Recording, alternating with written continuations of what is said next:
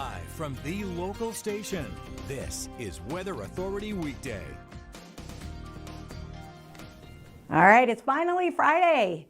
Welcome to your day of the weekend. It starts today. I am meteorologist Michelle McCormick. Good to be with you on the Weather Authority Weekday show. Here's a gorgeous look outside.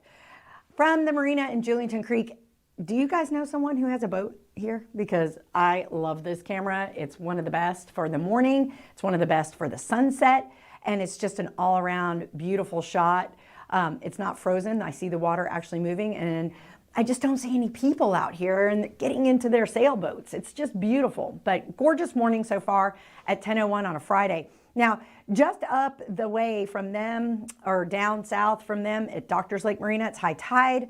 We still have a coastal flood advisory. It's supposed to expire last night, but the winds continue out of the north and the east, and so we still have the coastal flood advisory.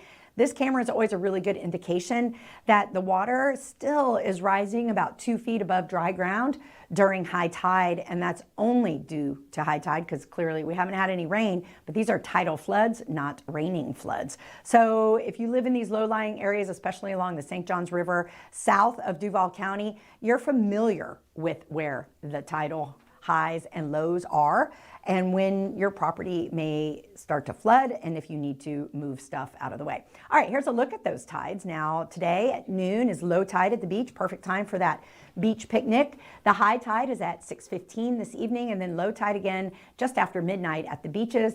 For your river traffic, low tide coming up at 2:10. This is at the Main Street Bridge. High tide will be this evening at 8:25. All right, here's a look at that coastal flood advisory I was just talking about. Areas in the green, the lighter green, is where the coastal flood advisory remains, and it is through the little teeny tiny writing 18th. Today's the 17th, right? So through 5 o'clock tomorrow.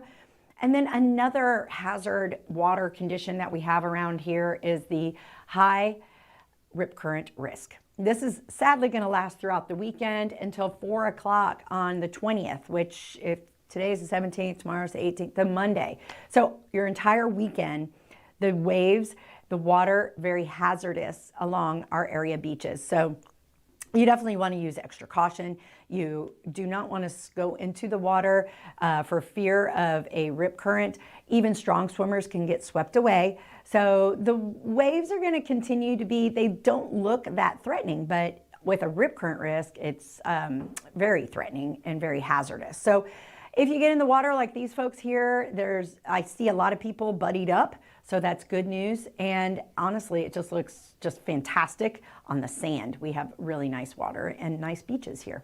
75 degrees, winds continue. Look, that is not a gust. That is an actual sustained wind. And that is why we continue to have the coastal flood advisories. And that is why we continue to have the high rip current risk as our winds continue to be double digits out of the east-northeast. And that's all due to a high pressure system that I'm going to show you in just a moment. But current temperatures across the area are quite nice. You step outside and you're like, oh, this is fall. This is beautiful. 74 degrees right now, 76 out at the beaches. Now, here's a look at those winds.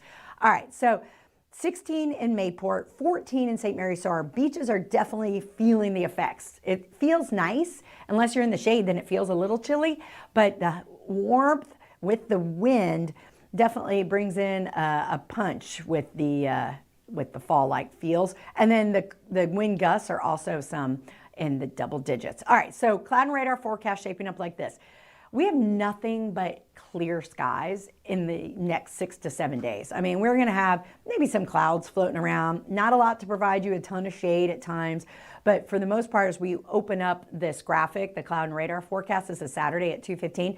If you look at the very tippy top of your screen there up at the right, you see that high pressure, because that's a clockwise position. High always means happy for me, and that's also what's bringing in these northeast winds. There you go. And as it moves offshore, we'll start to see a little more cloud coverage. Now, what we can never rule out is that stray shower. We live in Florida. We live by water on both sides of the state, and that always has the opportunity to bring in a stray shower or two. But we're also really keeping an eye on the west. And if you look at this graphic, Sunday at 6:30 a.m. to our west, it's some heavy rains moving through Mississippi into Alabama and even into the panhandle of Florida as we move through Sunday. But when it hits Jacksonville Sunday night, it just kind of spreads apart and falls apart. That doesn't mean the cold front's not going to come through.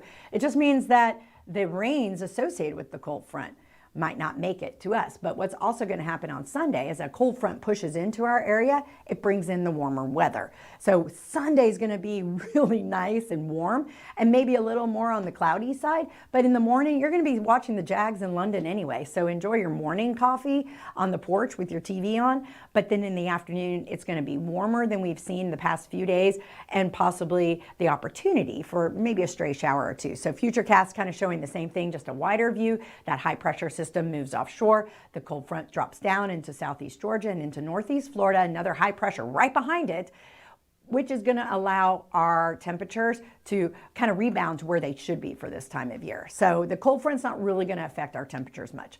All right, big news, the tropics are back.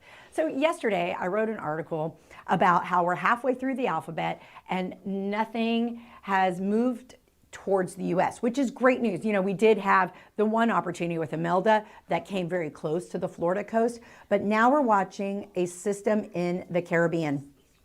Actually, this is not even here yet. This is the area of possible development over the next 7 days. There's a 10 to 30% chance of development. The wave, if you look at this graphic closely, the wave is going to be all the way to your right. That's where the wave hasn't really quite formed. Right now, it's a disorganized, very disorganized system, 1,000 miles east of the Wayward Islands, and it's just some thunderstorms and showers. And over the next 7 days, as it moves generally to the west, 15 to 20 miles per hour, it will bring heavy rainfall to this area regardless. So we're going to continue to monitor that. And then another area that just kind of popped up, and I saw this in the future models that I was looking at yesterday.